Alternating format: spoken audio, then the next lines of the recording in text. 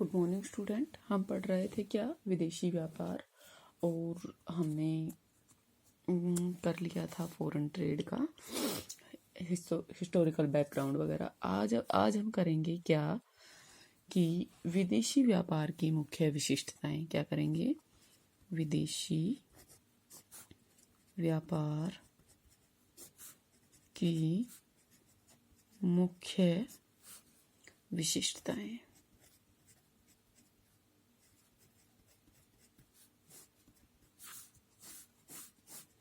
ठीक है, देखिए सबसे पहले इसमें क्या होना चाहिए।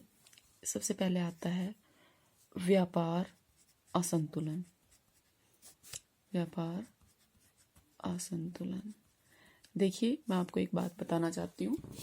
जैसे मैंने आज सेकेंड ईयर वालों को थोड़ी सी मैपिंग करवाई है, तो मैं चाहती हूँ मैपिंग तो आप लोगों की भी हो। अगर आप चाहते हैं तो आप मुझे प्लीज़ बताइएगा, आप मैपिंग करना चाहते हैं या नहीं करना चाहते हैं।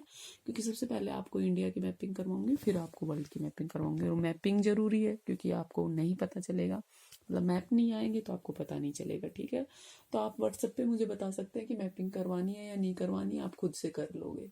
ठीक है, तो सबसे पहले क्या आता है? व्यापार असंतुलन। जो स्वतंत्रता से पहले क्या था, भारत का जो विदेशी व्यापार था वो कैसा था? संतुलित था। ठीक है, जिसमें निर्यात की जो मात्रा थी, एक्सपोर्ट जो था वो आयात से क्या था? अधिक था। ठीक है, एक्सपोर्ट क्या था? अधिक था। स्वतंत्रता के बाद खाद्यान्न, कच्चा माल, उद्योगों के लिए मशीन, पेट्रोलियम का जो बढ़ता हुआ मूल्य था वो, और उस हाल में जो उदारीकरण की नीति थी उसके कारण जो व्यापार घाटा था, व्यापार जो घाटा था वो क्या हो गया? बढ़ गया। ठीक है, और ये बढ़कर 2011 और 12 में कितना हो गया? 879 करोड़ तक पहुंच गया। ठीक है, कितना बढ़ गया ये? 879 करोड़ का ये घाटा पहुंच गया। ये एक ही डिजिट है। ठीक है, एक ही है। इसको आप ऐसे भी पढ़ सकते हैं, 8,79,504 करोड़। ठीक है, इतना ये पहुंच गया था। सेकंड नंबर पे आता है आपका व्यापार में नए साझेदार। ठीक है, व्यापार में नए साझेदार। देखिए ये व्यापार घाटा क्यों बढ़ा था, क्यों हुआ था? निर्यात की मात्रा आयात से अधिक थी पहले और बाद में। क्योंकि क्या हुआ था, स्वतंत्रता के बाद बहुत सारे जो ये जूट और ये कपास का जो वो था वो कहाँ चले गए थे? बांग्लादेश में चले गए थे। ठीक है, और वहां से हमें कच्चे माल के रूप में इनका आयात करना था। और क्या था, पहले जो हम कच्चा माल क्या करते थे? निर्यात करते थे। अब हमारे देशों में ही उसकी खपत होने लगी क्योंकि हमारे देश में क्या थे? उद्योग धंधे बढ़ चुके थे। ठीक है, अब देखिए व्यापार में नए साझेदार।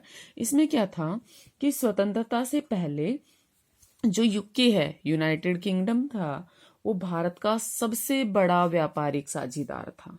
ठीक है, निर्यात था उसका, निर्यात करते थे हम 34% और आयात किया जाता था 30%। मतलब इम्पोर्ट था 30% और एक्सपोर्ट था 34%। ठीक है, ये सिर्फ और सिर्फ यूके में किया जाता था, इतना। ठीक है, लेकिन जैसे स्वतंत्रता के बाद, आजादी के बाद क्या हुआ?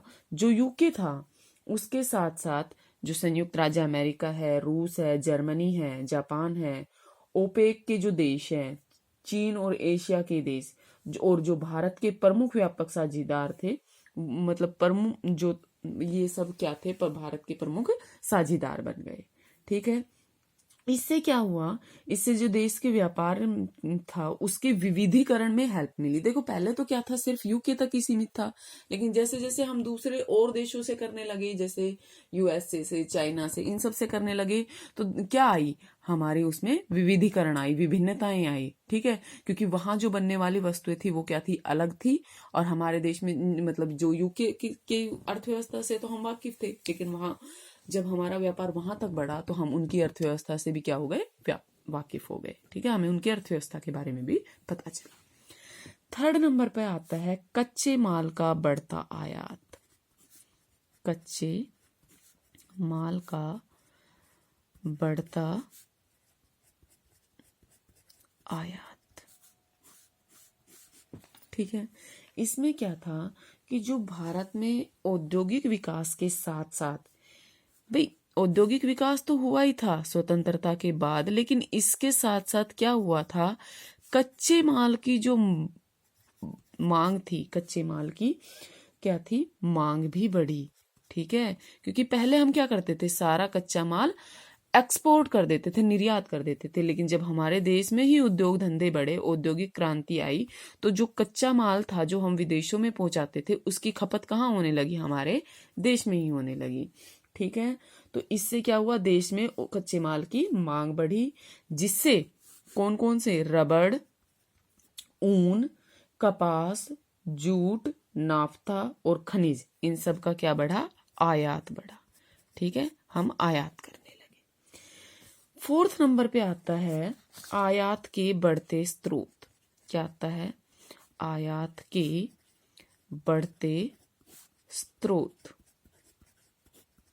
इसमें क्या हुआ, जब औपनिवेशिक काल में देश का जो अधिकांश आयात था वो कहाँ होता था, यूके के साथ या यूके से प्राप्त होता था। उस योजना काल में यूएसए जो था वो क्या बन गया, आयात का मुख्य स्रोत बन गया। आर्थिक विकास में मजबूती के बाद आज जो भारत है वो नए स्रोत की तलाश कर रहा था। ठीक है, वो अब सिर्फ यूके तक सीमित नहीं था, उसे और भी स्रोत चाहिए थे। ठीक है, इसी कारण से जो आयात है उसके स्रोत बढ़ने लगे थे, यूएसए के अलावा चाइना, ठीक है, रूस, जापान, जर्मनी, ये सब क्या थे, आयात के बढ़ते स्रोत थे। 5वें नंबर पे आता है पूंजीगत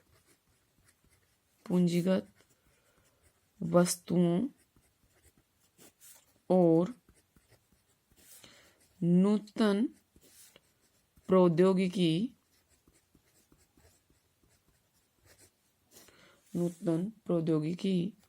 का बढ़ता आयात।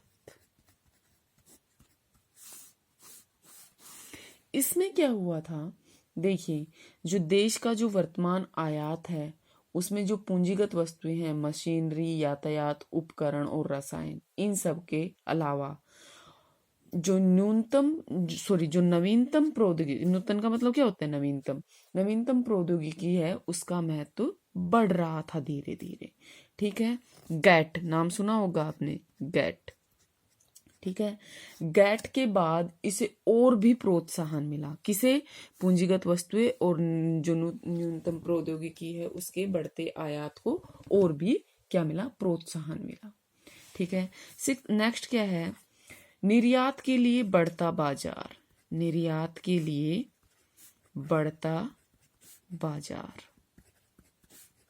देखिए, पहले तो सिर्फ कहाँ तक था हमारा जो ये था, ये सिर्फ यूके तक सीमित था।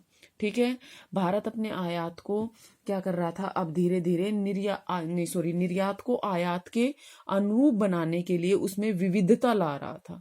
ठीक है, उसमें गुणवत्ता में वृद्धि करने पर तुला हुआ था, नए नए बाजार खोज रहा था वो। ठीक है, क्योंकि यूके के अलावा उसे और बाजार की, और इसी प्रयास के तहत क्या हुआ, आज निर्यात में यूएसए की प्रमुखता के साथ साथ जो यूएई है, यूएई क्या है, संयुक्त अरब अमीरात। ठीक है, क्या है, यूनाइटेड अरब अमीरात भी बोलते हैं इसको, और जो ओपेक के देश हैं, जर्मनी, बेल्जियम, जापान, इटली, रूस, इन सब का महत्व भी बढ़ा है।